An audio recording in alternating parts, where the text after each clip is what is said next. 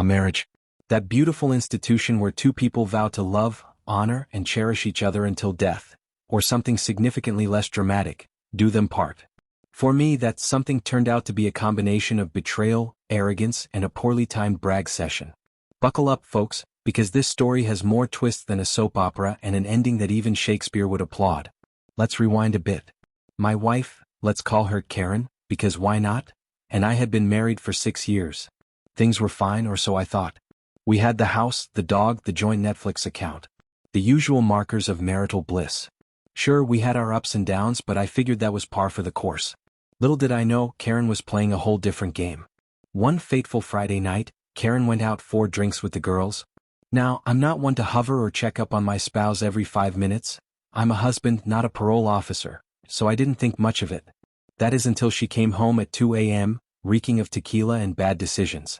But hey, everyone deserves a wild night out now and then, right? Wrong.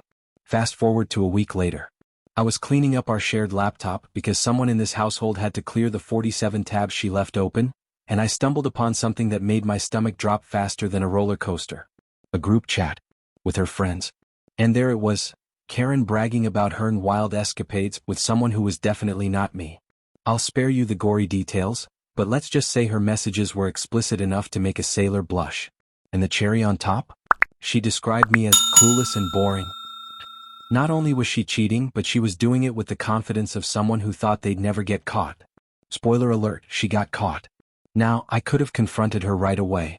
I could have yelled, cried, thrown her clothes out the window like they do in the movies. But where's the fun in that? Instead, I decided to play the long game. If Karen wanted drama, I was going to give her an Oscar-worthy performance. Step 1, lawyer up. I found a divorce attorney so ruthless that even sharks would take notes from him. Step 2, gather evidence. Screenshots of her incriminating messages? Check. Bank statements showing suspicious charges? Double check. By the time I was done, I had enough receipts to open a CVS.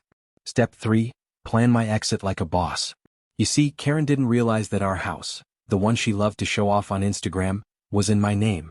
Nor did she remember that our prenup, which she insisted we didn't need but signed anyway, was ironclad.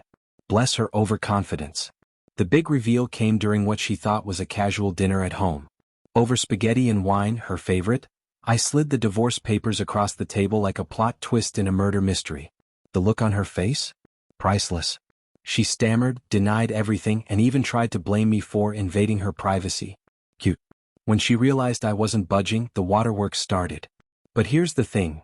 Crocodile tears don't work on someone who's already seen your group chat confessionals. She begged me to reconsider, promised she'd change, yada yada yada. I wasn't buying it. The divorce process was swift and efficient, thanks to my shark of an attorney, and when the dust settled, Karen was left with, well, not much. The house. Mine. The car. Mine. The dog. You guessed it, mine. She walked away with her clothes, her phone, and a newfound appreciation for not underestimating her boring husband. Now you might think this is where the story ends, but oh no, it gets better. A few weeks after the divorce was finalized, Karen tried to rekindle things with me, because apparently losing everything made me more attractive.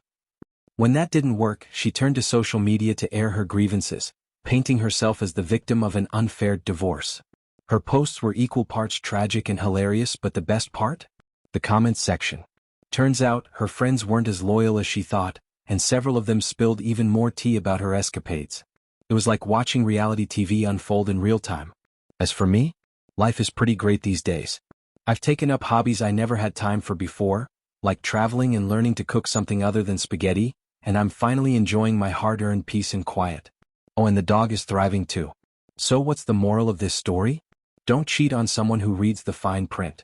And if you're going to brag about your bad behavior in a group chat, maybe don't leave it open on a shared laptop. Just a thought. Cheers to new beginnings, and to never being called boring again.